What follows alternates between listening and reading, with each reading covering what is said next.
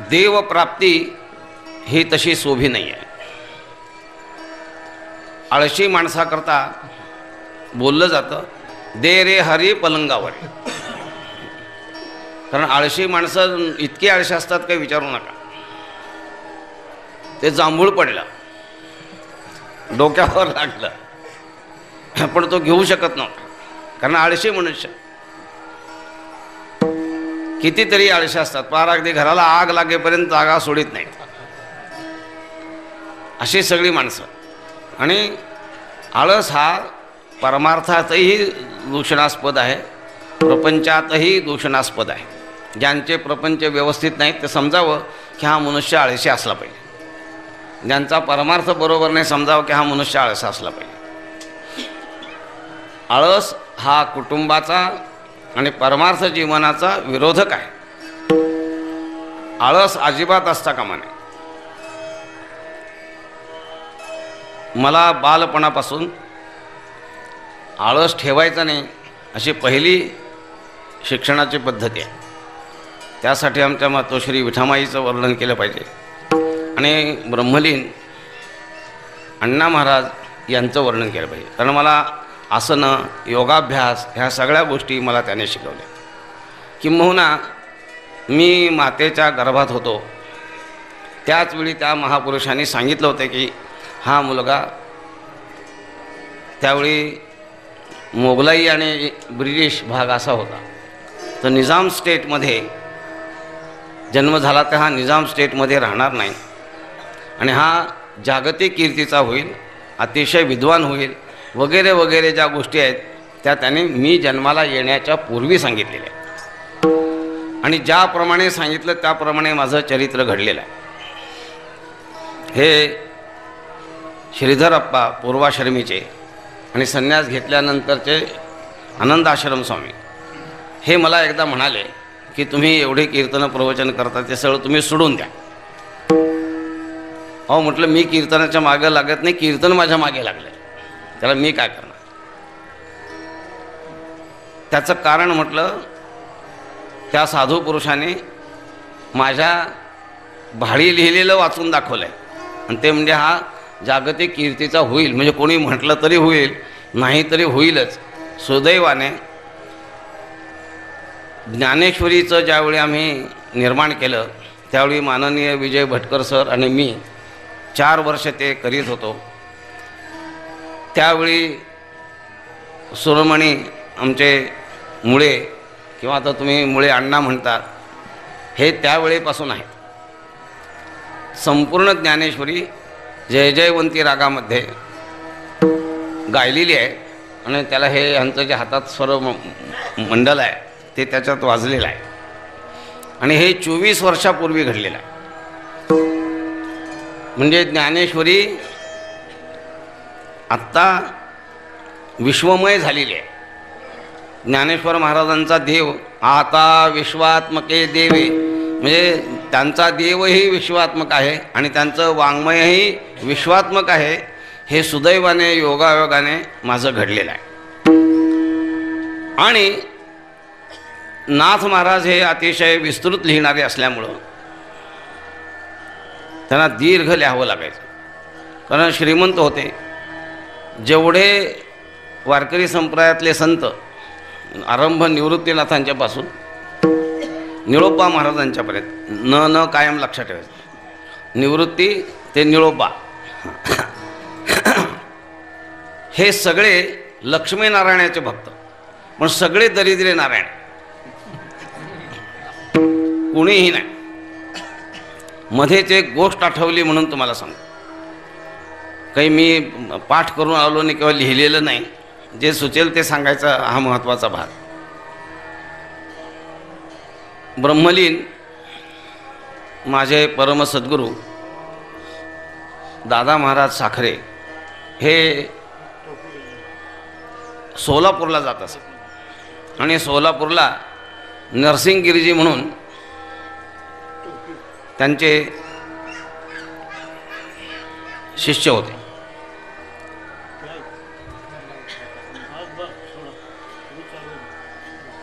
तर नरसिंगगिरीजी हे अतिशय श्रीमंत होते त्यावेळी निझाम होते.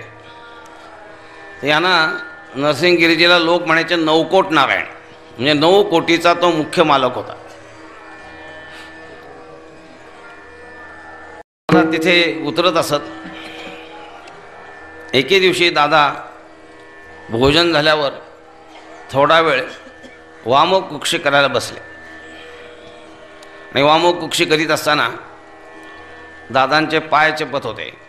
आणि त्याने असं विचारलं की नारायण हरी भुक्ती मुक्तीचारी घरी त्याच्या, असं माऊलीने लिहिलं आहे. हे सगळे लक्ष्मीनारायणाचे भक्त, पण आहे सगळे दरिद्री नारायण. हे असं कसं? दादा म्हणाले त्यांनी लिहिले ते बरोबर आहे. म्हणजे उदाहरण म्हणजे शांती ब्रह्मश्री एकनाथ महाराज, ते स्वतः हरिभक्त होते, लक्ष्मीनारायणाचे भक्तही होते. आणि ते दरिद्री नारायण नव्हते, ते लक्ष्मीनारायणच होते स्वतः. काहीही त्यांच्याजवळ उणं नाही. तो हुशार मनुष्य, श्रीमंत मनुष्य, त्यांचे चिरंजीव धनराजगिरीजी, त्यांची ते हे पण आहे शाळा. तर हे नरसिंहगिरीजी पाय चेपत असताना बोलले. त्यांनी असं विचारले की हे तुम्ही नाथ महाराजांचं उदाहरण दिले 400 वर्षापूर्वीच. आज मला माझ्या डोळ्याने असं बघायला मिळेल का की एखादा हरिभक्त आहे, लक्ष्मीनारायणाचा भक्त आहे, आणि तो दरिद्री नारायण नाही, त्याच्याकडे लक्ष्मीनारायणच राबतो आहे. ज्याप्रमाणे नाथ महाराजांचं पूर्वी उदाहरण देता, आत्ता असं उदाहरण तुम्हाला देता येईल का? म्हणले हो देता येईल. म्हणजे काय उदाहरण? म्हणले मीच उदाहरण आहे त्याचं. काय उदाहरण आहे की मी आता विश्रांती करण्याकरता वामकुक्षी करता झोपलो आहे. तू 9 कोट नारायण आहेस, तू माझे पाय चेपतो आहेस. तुला कोणी 9 कोट नारायण पाय चेपायला मिळाला का? नाही. हेच त्याचं उदाहरण आहे. विठोबा रखुमा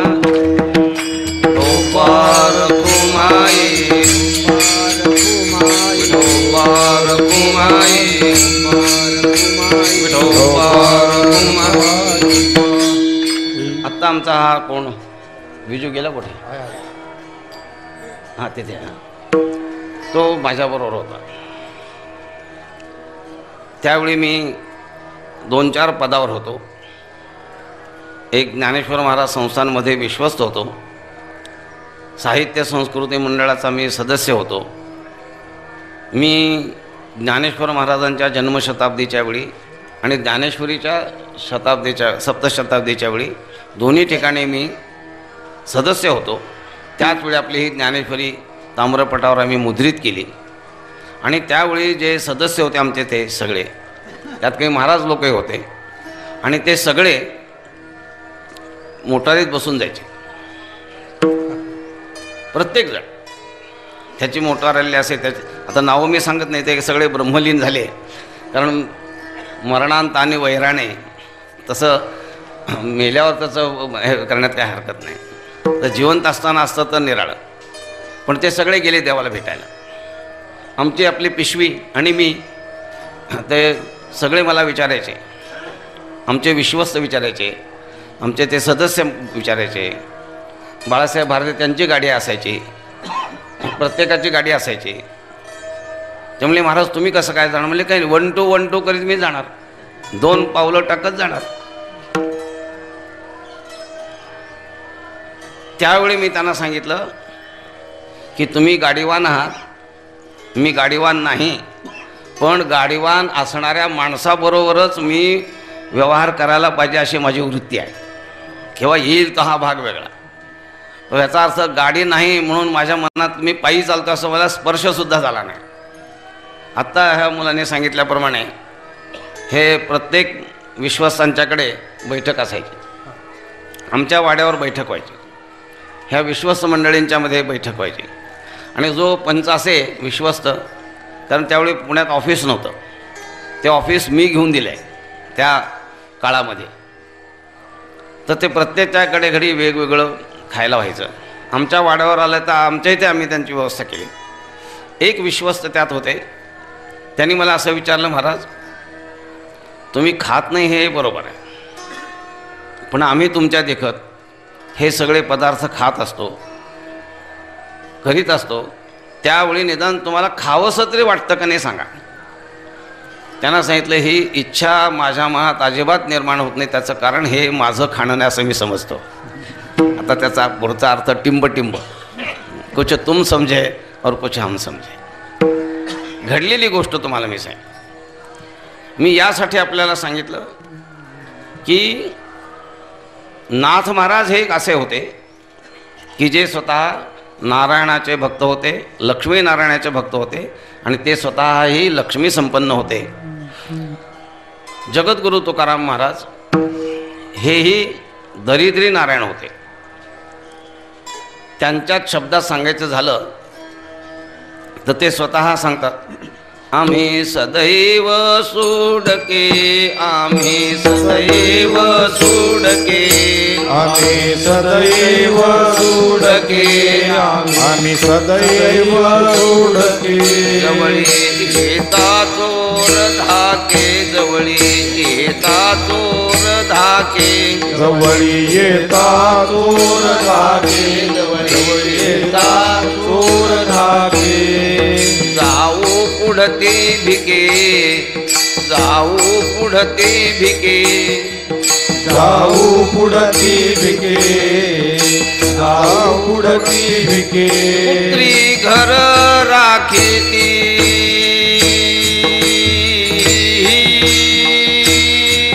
पुतरी घर राखीती.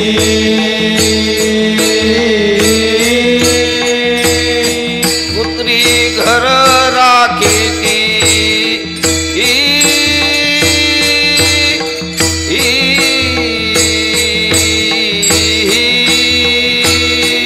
पुतरी घर राखीती.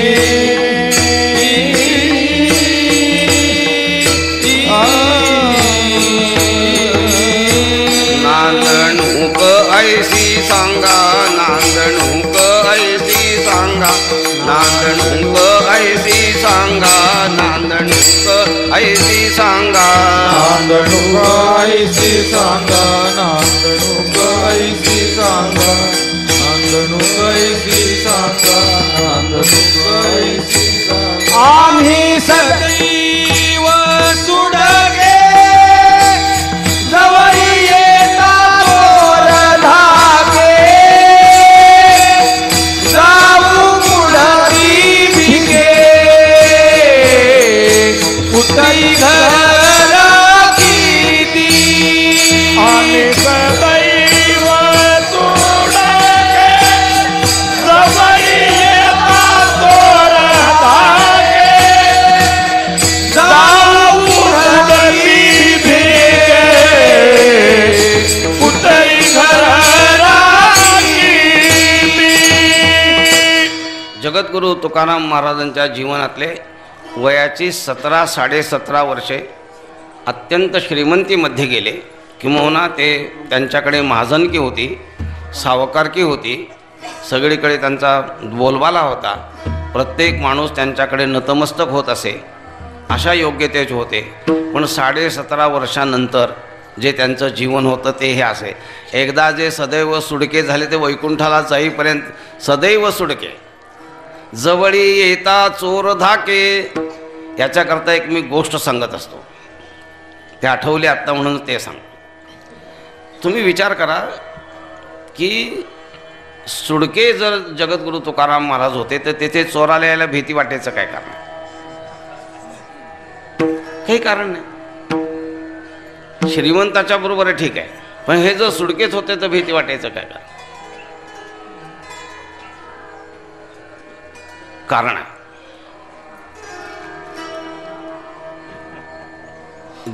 हिवाळ्याचे दिवस होते,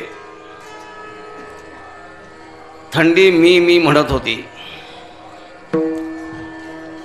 म्हणजे अतिशय जोरात थंडी वाजत होती. मृदंगासारखं ऐकायला येत नव्हतं, पण थंडी वाजत होती.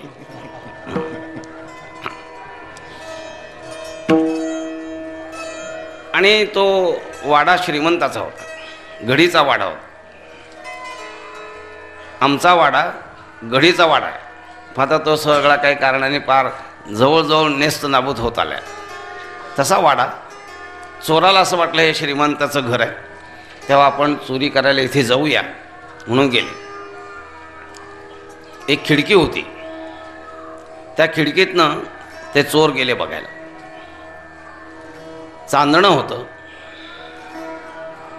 ते पती पत्नी बोलत होते आणि हा चोर ऐकत होता. तो पती म्हणत होता की मला थंडी वाजते आहे, काही पांघरायला असलं तर दे. ती पत्नी सांगत होती मी माझी मुलंच उघडी असल्यामुळं माझा पदर झाकून मी त्यांना सांभाळते, तर तुम्ही काय करणार. हे ऐकून त्या चोराला असं वाटलं काय दारिद्र्य आहे. एक लक्षात ठेवा, चोराच्याही मनामध्ये सत्वगुण असतो आणि साधूच्या मनातही तमोगुण असतो, हे ध्यानात ठेवायचं कायम. त्यात काही भ्यायचं कारण नाही.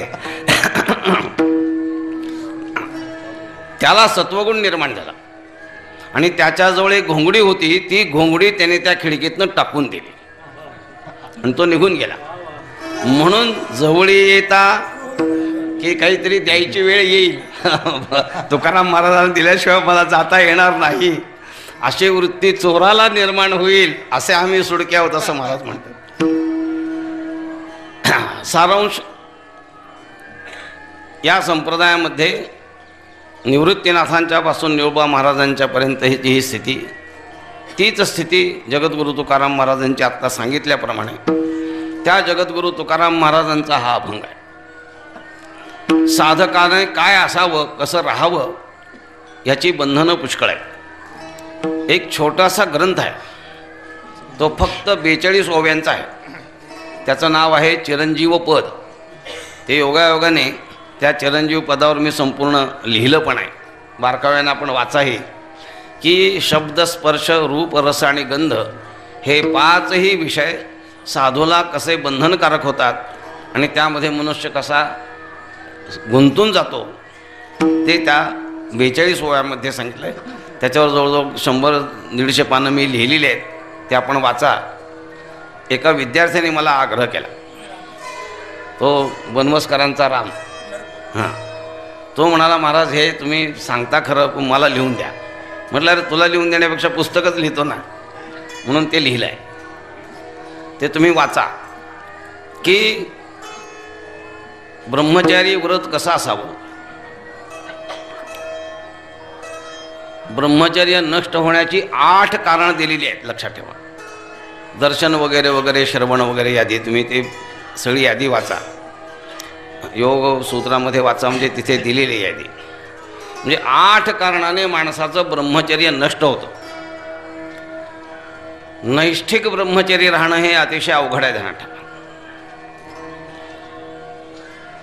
विवाह झाला नाही म्हणून ब्रह्मचर्य असलेले रगड आहेत.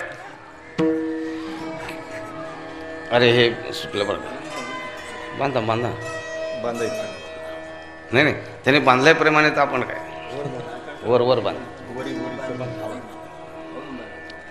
एक तुम्हाला सांगतो, मला माझ्या मातोश्रीने सांगितलं.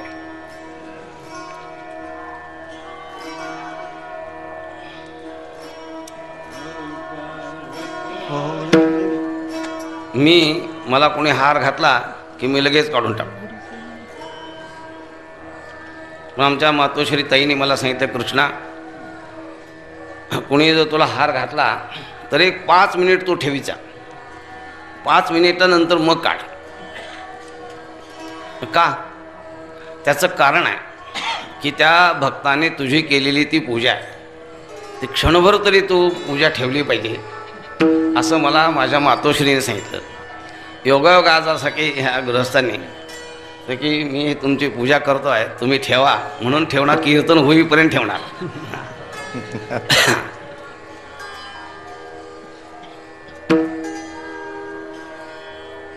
चोरही माझ्याजवळ यायला भीतो असं जगद्गुरु तुकाराम महाराज म्हणतात, ते मी तुम्हाला सांगितलं. साधकाने कसा असावं यासाठी त्या चिरंजीव पदामध्ये सांगितलेलं आहे. आत्ताचे ब्रह्मचारी कसे वागतात आणि कसे राहतात हे इथे सांगण्यासारखं नाही. अर्थात विस्ताराने सांगणं शक्य नाही, पण संक्षेपाने सांगणं शक्य आहे.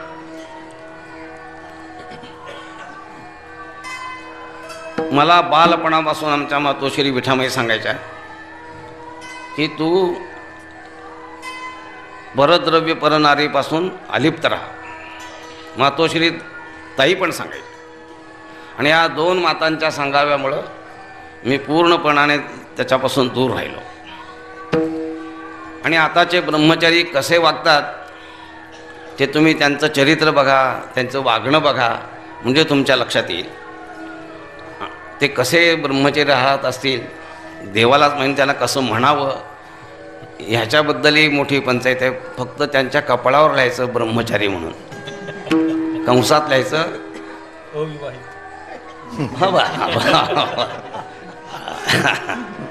शाबास. तो मला बोलला ते तुम्हाला सांगतो, त्याचं पण चरित्र सांगतो. तो ज्या दिवशी जन्माला आला त्या दिवशी आमच्या मातोश्री विठामाई होत्या. मी मुंबईला मला जायचं होतं, तर त्या दिवशी मी थांबून मी मुंबईला गेलो.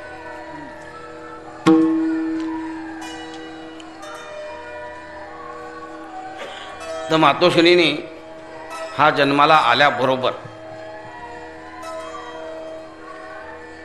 जिभेवर मंत्र लिहिलाय आणि जिभेवर मंत्र लिहून हा मुलगा झालाय. ते देवाची कृपा आहे. ते मंत्र मी लिहिला नाही, माझ्या आईने लिहिला आहे. आणि माझ्या आईने लिहिलेला मंत्र नक्की खरा होणार आणि आत्ता झालेला आहे. होणार हा नंतरचा भाग, भविष्य झाला. आज आत्ता झालेला आहे. संस्कृतमध्ये BA पहिल्या वर्गात पहिला, MA पहिल्या वर्गात पहिला. वाणीची शुद्धता परिपूर्ण आहे.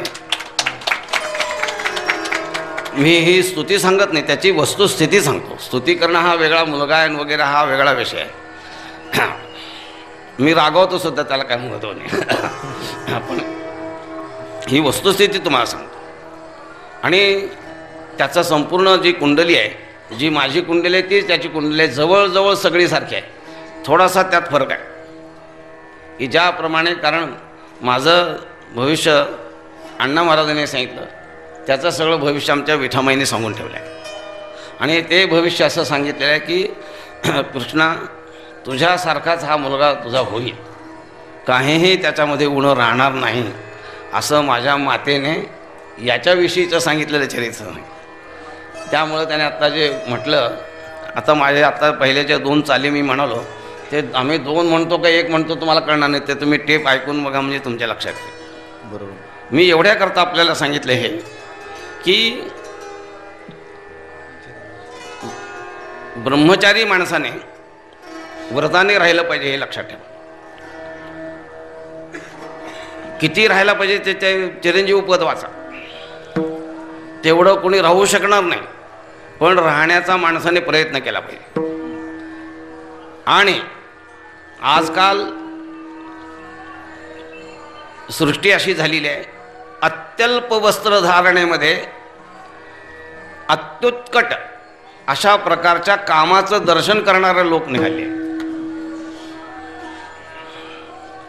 त्या विश्वसुंदरी म्हणून जे होता दरवर्षी, त्या विश्वसुंदरी आहेत, ते किती वेळ राहतात माहीत नाही का. ते पुढे शेवटी विषयसुंदरी होतात. ते त्या लोकांना जाऊन तुम्ही भेटून विचारा. विठोबा रकुमाई, जय जय विठोबा रकुमाई, विठोबा रकुमाई, विठोबा रकुमाई, विठोबा रकुमाई. विठोबा रकुमाई. देव प्राप्त करून घेणं अतिशय कठीण आहे. वैराग्याच्या वर्णनामध्ये ज्ञानेश्वर महाराजांनी लिहिले, तैसे विषयांचे घर इंद्रिया सांडिता थोर. पुढे काय लिहिले, युगांत होय परिते वीर विराग साहती. विषयापासून इंद्रियांना बाजूला करीत असताना युगांत ओढवल्यासारखं होतं, पण त्या काळातल्या युगांत होणाऱ्या दुःखालाही विरागवीर म्हणजे वैराग्यवीर जे महामूळ असतात ते सगळं सहन करतात. आणि तेवढं सगळं सहन करणं ज्याच्या ठिकाणी आहे तोच ब्रह्मपदाला प्राप्त होऊ शकतो, एरवी कोणी होऊ शकत नाही ध्यानात. सगळे ज्ञानेश्वर महाराज नाही आहेत ध्यानात. एकाने काही लिहिलं, माझी त्याची गाठ पडली. तो म्हटला घरोघर ज्ञानेश्वर, घरोघर ज्ञानेश्वर. माझी गाठ पडली.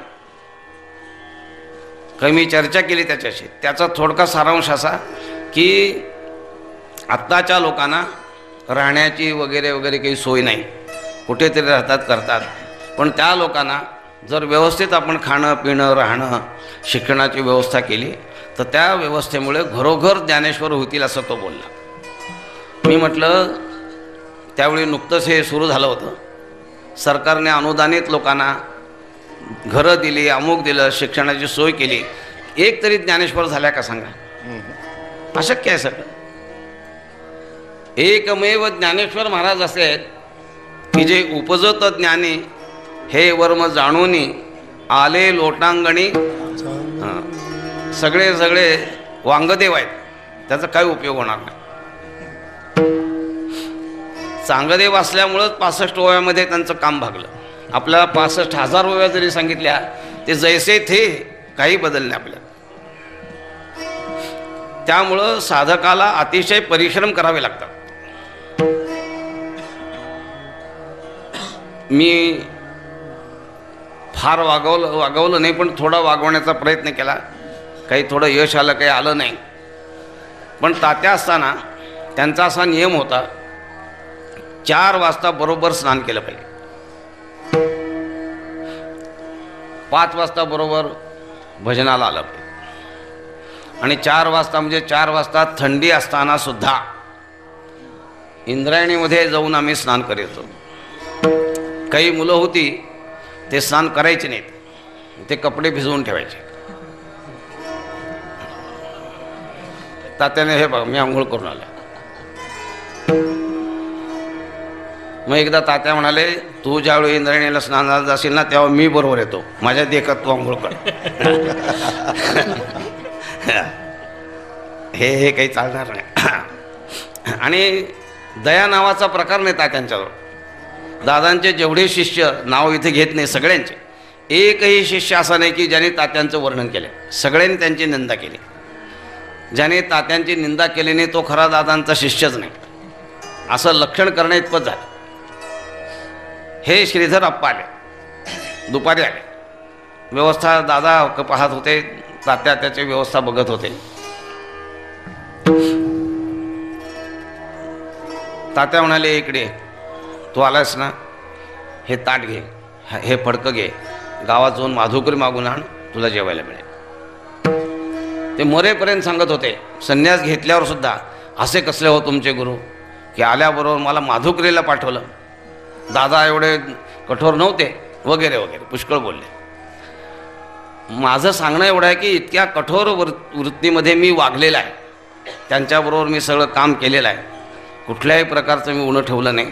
किंबहुना कोणताही अनुवाद मी करायला कधी विसरलो नाही. बरोबर माझा अनुवाद असायचा. मी माधुकरी मागून येऊन पुन्हा चिंतन सांगत असे तर एखादी वेळी तेवढा परिश्रम केल्यावर असा पेंग यायचा, तेवढाच, त्याच्यापेक्षा जास्त नाही. पण केलेला अनुवाद मी बरोबर करीत होतो. हा विष्णू आहे, त्याला विचारा. आता मी ना येला त्याला विष्णू म्हणतो, लोक त्याला विष्णू पण म्हणतात, कोणी काय म्हणतात वगैरे. मी त्याला सावकार म्हणतो. सगळ्या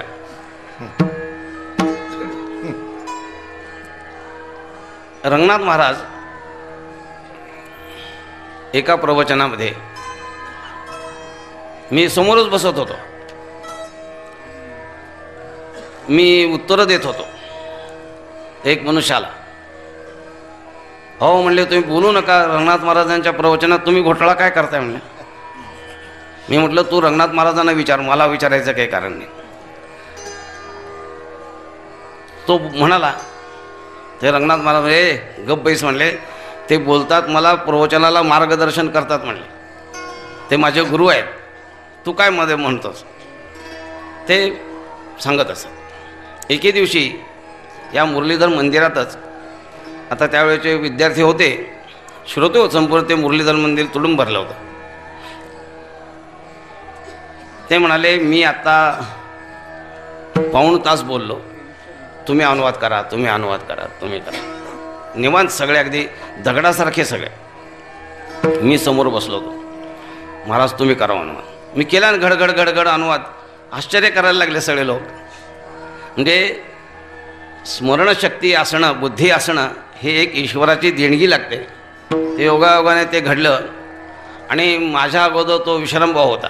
काही थोडंसं अध्ययन केलं होतं त्यांनी, नाही असं नाही. पण गंमत अशी की माझ्याविषयी त्याच्या मनामध्ये विद्वेष निर्माण झाला. अनेक कारण आहेत. त्यातलं पहिलं कारण असं की तात्यांनी त्याला ब्रह्मसूत्र शिकवलं नव्हतं. तात्या म्हणले विश्राम इकडे. आता म्हणले हा कृष्ण आलेला आहे, ह्याचं मौंजी बंधन झालेलं आहे, याला मी आता ब्रह्मसूत्र सांगणार आहे, तर तू त्याच्याजवळ येऊन बैस. मग ते माझ्याबरोबर ते ऐकायला बसले. पहिल्या दिवशी मी आलो, ते विषयगत प्रत्यक्ष ज्ञानगत प्रत्यक्ष विषय चालला होता. तात्याने सांगितलं आणि दुसऱ्या दिवशी मी गेलो तर मला अनुवाद करायला लावला. मी अनुवाद केला. ते विश्रामबुवा अगोदर काळा होता, इतका काळा ठिक्कर पडला की कोळसान तो कळणार नाही इतका काळा पडला. तो म्हणाला मी इतके दिवस ऐकतो, मला अनुवाद करता येत नाही. हा मुलगा लहान आला आणि एवढा अनुवाद केला. तात्या म्हणाले अरे तू एक पूर्वीचा योगभ्रष्ट आहेस, तुझ्या इतकी वाणी कोणाची शुद्ध नाही वगैरे वगैरे पुष्कळ माझी त्यांनी स्तुती केली. फक्त एक शब्द त्यांनी सांगितला, तो योगभ्रष्ट म्हणून. तर स्मृतिशक्ती माणसाला असली पाहिजे, त्याशिवाय ही गोष्ट घडत नाही. तर साधक दशेमध्ये तात्यांच्या इतका कडक वागवणारा गुरु कोणालाही भेटला नाही. आणि ज्यांना भेटला ते पूर्ण टिकले नाहीत, गुंगारा मारून निघून गेले. कोणी काहीतरी कारण सांगितलं, कोणी काय कारण सांगितलं, निघून गेले. पण तेवढ्या त्यांच्या सगळ्या कष्टामध्ये मी तिथे राहिलो, अभ्यास केला. काही वेळा मला मजुरी करावी लागली. मी मजुरी करायला जात होतो. माझ्याबरोबर आमच्या विठमाईमध्ये शेंगा काढायला जायचं. त्यातला 5वा 6वा वाटा आम्हाला मिळायचा. मग तो तेवढा 6वा वाटा खायचा आणि राहायचा. माझं नाव ठेवायचं झालं तर कणात नाव ठेवलं पाहिजे. त्याचं कारण कणम आत्ती ते खाऊन मी अभ्यास केला. म्हणजे अभ्यास करताना सगळ्या प्रकारचे परिश्रम केले पाहिजेत. आणि तात्या असेपर्यंत मला कधी पडसं आलं नाही, कधी डोकं दुखलं नाही, कधी ताप आला नाही, काही झालं नाही. तेलंगखड्यासारखा गुटगुटीत कायम, काही त्याच्यात फरक नाही. माझ्या जटा बघून तात्या म्हणायचे अरे मला याची आवड आहे, तू जटा ठेवतोस, मला फार आनंद होता तुझा. ते स्वतः मसूर आश्रमामध्ये जाऊन 1.25 लाख दासबोध फुकट वाटले. लोकांना सूर्यनमस्कार घाला म्हणून सांगायचे. ह्या वारकरी शिक्षण संस्थेमध्ये ते कदम मौली म्हणून होते. ते कराडच्या जवळ कोणतरी कुठेतरी हनबरवाडी आहे, तिथे त्यांचा जन्म. तर तिथे तात्या त्याला शिकवायला जात होते, व्यायाम वगैरे करायला. अट एवढीच की 24 नमस्कार घाला, दासबोध फुकट वाचा. आमच्या प्रभाकरने नाही का केलं की तू 108 पारायण करे, ज्ञानेश्वरी फुकट घे. मी एवढ्या ज्ञानेश्वरी देऊ शकलो नाही. आत्ता आमच्या ह्या मुलाला सांगितलं मी, पण 9000 प्रति त्याने प्रत्येकाकडून घेऊन प्रत्येकाला वाटले. शेवटी ते आमचा राजेंद्र शिंगणे, त्याचाच भाऊ, त्याला सांगितलं 1 लाख रुपये देतो. ते लाख रुपये घेतले, ते 1 लाख रुपयाच्या प्रति त्याने वाटले, सगळ्यांना वाटले. मोठी तपश्चर्या केली त्यांनी, सामान्य तपश्चर्या नाही. आणि एवढंच नव्हे तर तो ऐकून इतका तयार झाला की त्याच्या अगोदरचे सगळे कीर्तनकार प्रवचनकार त्याला नतमस्तक होते. लक्षात एवढे आपण जागजागी महोत्सव केले, त्याला कारण तो आहे. मी यासाठी आपल्याला सांगितलं की अतीव परिश्रम मी केले, आणि अतीव परिश्रम केल्याशिवाय मनुष्याला हे ज्ञान प्राप्त होत नाही.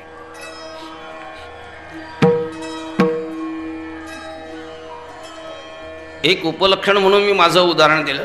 असे अनेक साधक आहेत की ज्या साधकाने आपल्या जीवनामध्ये तत्त्वज्ञानाच्या प्राप्तीसाठी अतिशय परिश्रम करून ते तत्त्वज्ञान त्यांनी संपादन केलेलं आहे. घर बसल्याही प्राप्त होत नाहीत. आत्ता मी तुम्हाला सांगितल्यावर दे रे हारी पलंगावर हे आळशी माणसाचं उदाहरण आहे. खऱ्या साधकाचं ते लक्षण आहे की तो सदैव दक्ष राहतो, ध्यानात ठेवा. तर कुठेही ढिलेपणा निर्माण होत नाही लक्षात ठेवा. तात्या स्वतः दक्ष होते, डॉक्टर होते. दादा असताना 4-5 पहिलवान असायचे तिथे. एकटं रान सगळं. मग ते धारा काढायच्या, त्याने दूध प्यायचं आणि जायचं निघून. तात्या आले तिथे.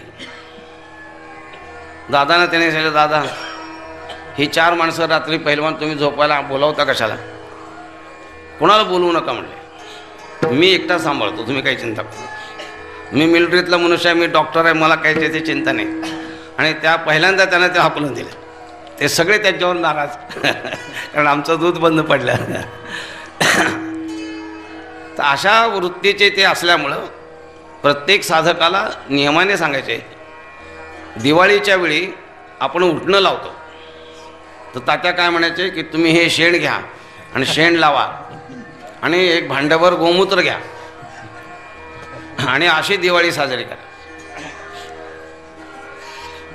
त्याप्रमाणे ती दिवाळी साजरी होत असे. म्हणजे साधकाला साधक दशेमध्ये हे सगळे परिश्रम करावे लागतात. आणि एवढे सगळे परिश्रम केल्यानंतर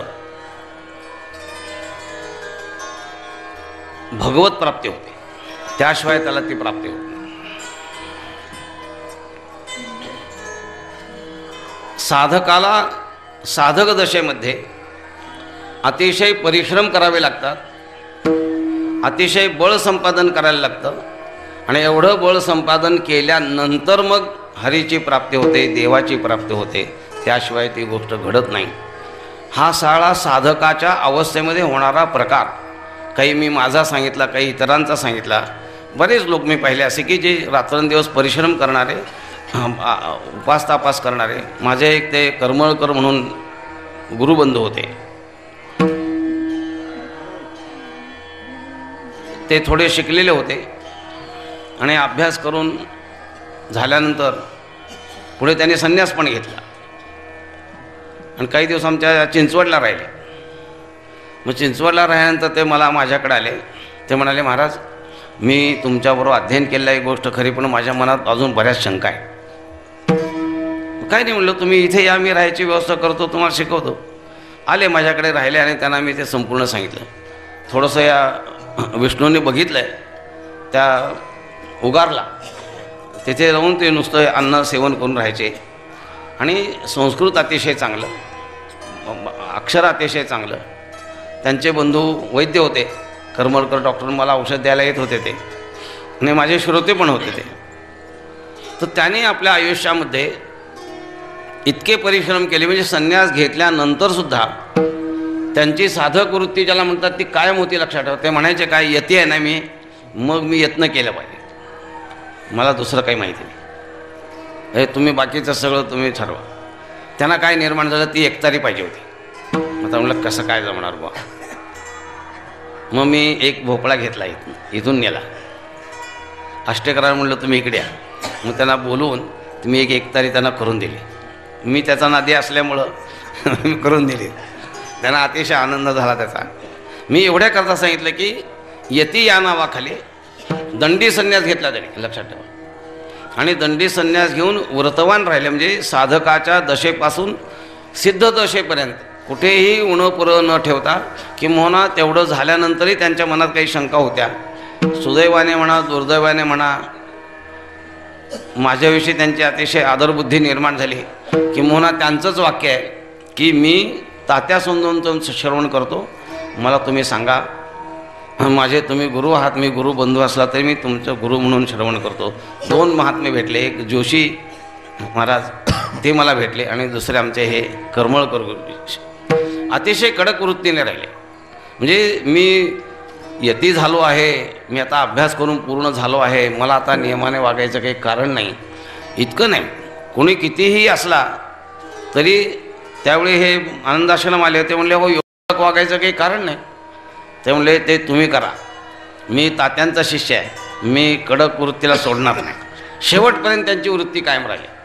म्हणजे अतिशय परिश्रम करून तत्त्वज्ञान संपादन करून तत्त्वज्ञान झाल्यानंतरही काही संशय असल्या संबंध निघाल्यामुळे मी त्याचा गुरुबंधू असल्यामुळं माझ्याजवळ येऊन त्यांनी ते सगळं श्रवण करून शेवटी नुसतं ते पीठ खायचे, नुसतं पीठ, बाकी काही खायचं नाही, आणि पिठावर ते राहायचे.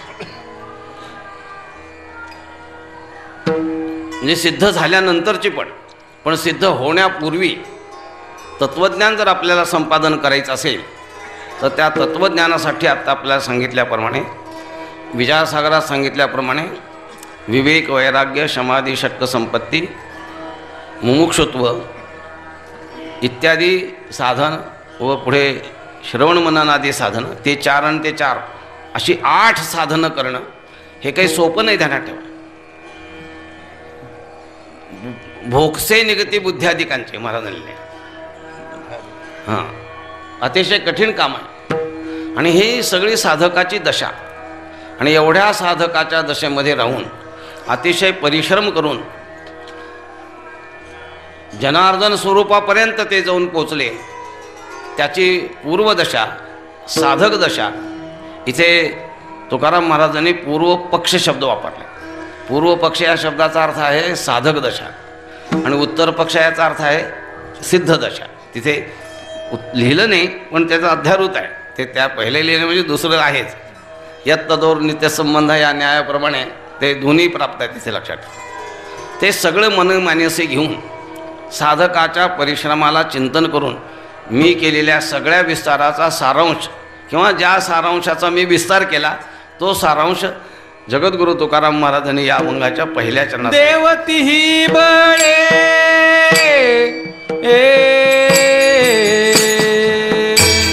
धरिला सायासे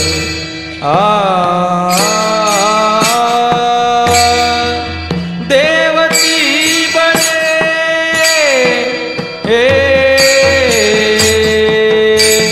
धरिला सायासे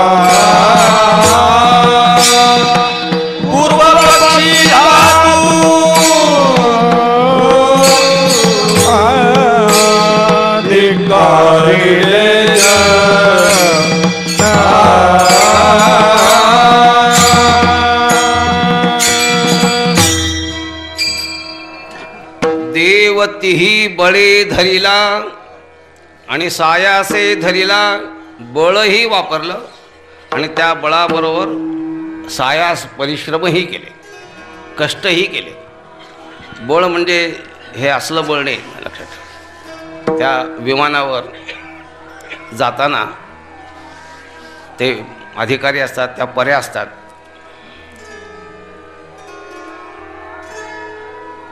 त्या सांगतात वेट प्लीज.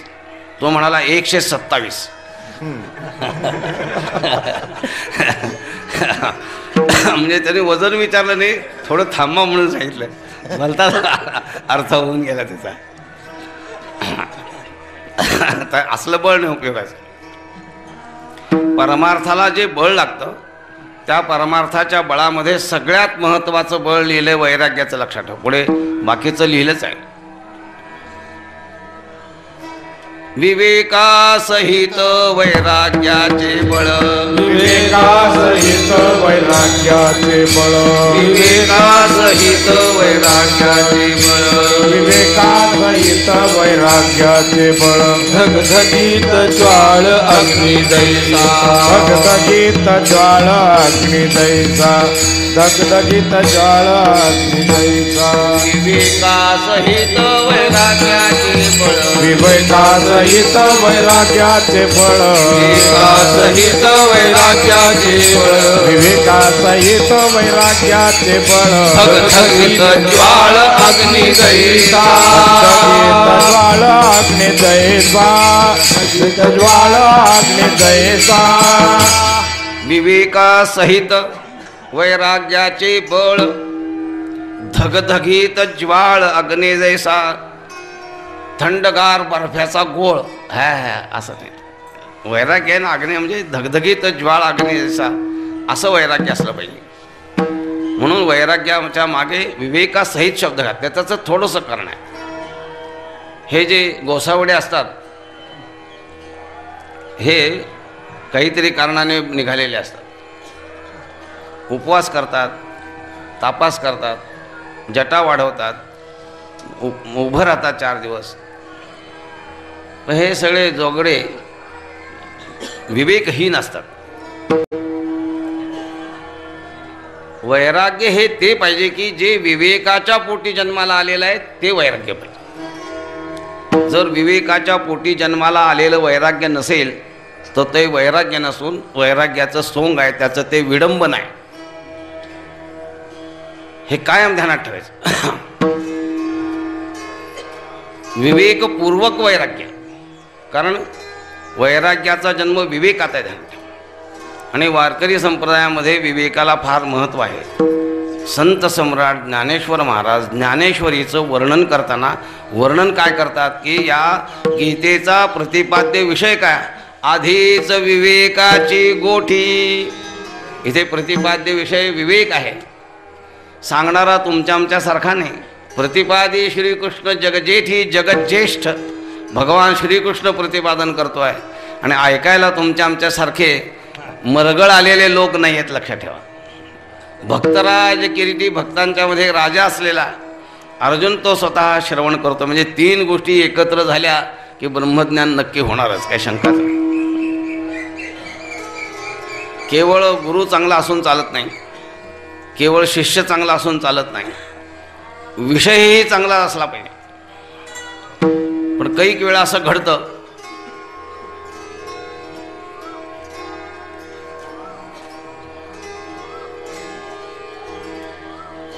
की अनधिकारी सुद्धा येतो.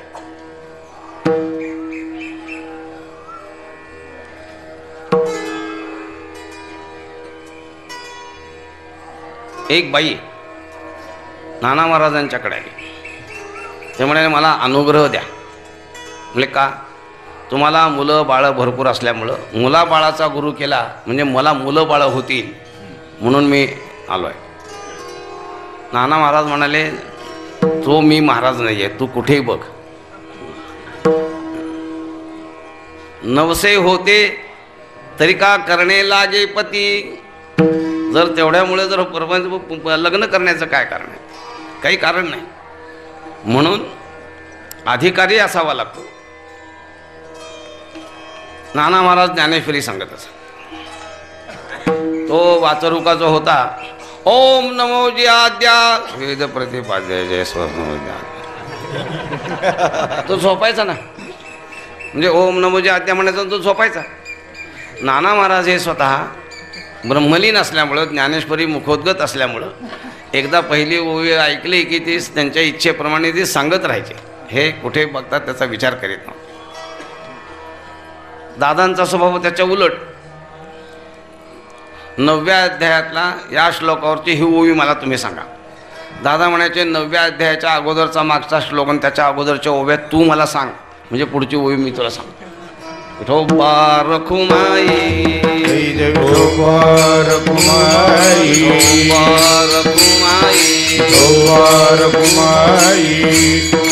इथे बळ म्हणजे वैराग्याचं बळ पाहिजे. आणि ते वैराग्यसुद्धा आत्ता सांगितल्याप्रमाणे उद्वेग निर्माण झालेला उपयोग नाही, गोसावडा उपयोगाचा नाही, किंवा जोगडा उपयोगाचा नाही. विवेकजनित असं ज्याच्या ठिकाणी वैराग्य निर्माण झाले ते वैराग्याचं जे बळ, त्या विवेकजनित वैराग्याच्या बळाच्या साह्याने देवतीही बळे या बळाने. आणि आत्ता सांगितल्याप्रमाणे सायासे नुसतं वैराग्य असून चालत नाही. त्याला काही परिश्रम लागतात, त्याला कष्ट उपसावे लागतात. आणि ते जे कष्ट उपसावे लागतात ते कष्ट उपसण्यामध्ये श्रवणाचे कष्ट आहेत, मननाचे कष्ट आहेत, निधिध्यासनाचे कष्ट आहेत, तत्वम पदार्थ शोधनाचे कष्ट आहेत. हे सगळे कष्ट बौद्धिक आहेत, शारीरिक नाही आहेत. हे नुसत्या कीर्तन संबोधना सांगण्याने उपयोग होत नाही, लक्षात ठेवा. तत्त्वज्ञानाच्या पद्धतीप्रमाणे याला अतिशय सायास लागतात. केवळ विवेक श्रवणावर भागत नाही. देवतीही बळे धरिला सायासे, करोनिया नाश उपाधीचा, पूर्व पक्षी धातो धिकारिले जन, स्वये जनार्दन तेची झाले. तुका म्हणे यासी नचले तातडी, अनुभवे गोडी येईल कळो. विठोबा रखुमाई